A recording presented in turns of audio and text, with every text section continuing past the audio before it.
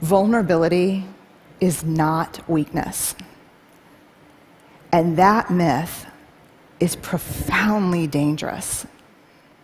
I define vulnerability as emotional risk, exposure, uncertainty. It fuels our daily lives. And I've come to the belief, this is my 12th year doing this research, that vulnerability is our most accurate measurement of courage. We think about vulnerability as a dark emotion. You know, there are a lot of people who talk about positive emotions, negative emotions, dark emotions, light emotions. We think of vulnerability as a dark emotion. We think of it as the core of fear and shame and grief and disappointment, uncertainty, things that we do not want to feel, right?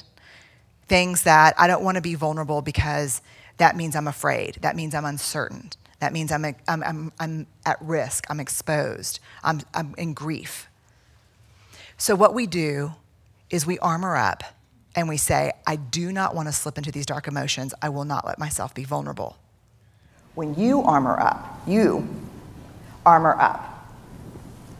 in this hallway, you shut yourself off from everything that you do and that you love. Because vulnerability is certainly a part of fear and self-doubt and grief and uncertainty and shame, but it's also the birthplace of these. It's the birthplace of love, of belonging, of joy, trust, empathy, creativity, and innovation. Without vulnerability, you cannot create.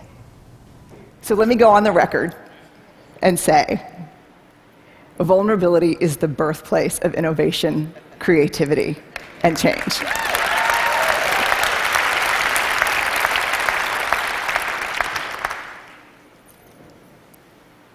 To create is to make something that has never existed before. There's nothing more vulnerable than that. Adaptability to change is all about vulnerability. Imagine creativity and innovation without vulnerability. I'm asking you for a work product that has never been made before, that's completely innovative. I need you to be creative, and then I need you to present it to a group of people who are half of them are going to think it's stupid and not understand it. No vulnerability there.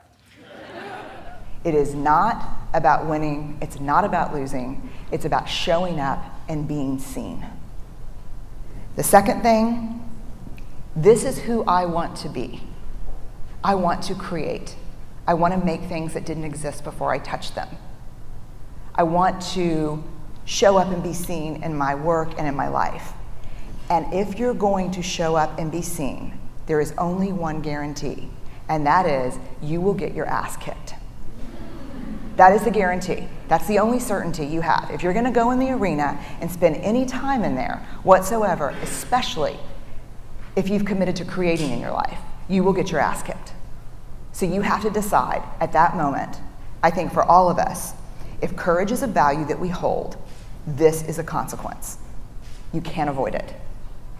The third thing, which really set me free, and I think Steve, my husband, would argue has made me somewhat dangerous, is kind of a new philosophy about criticism, which is this.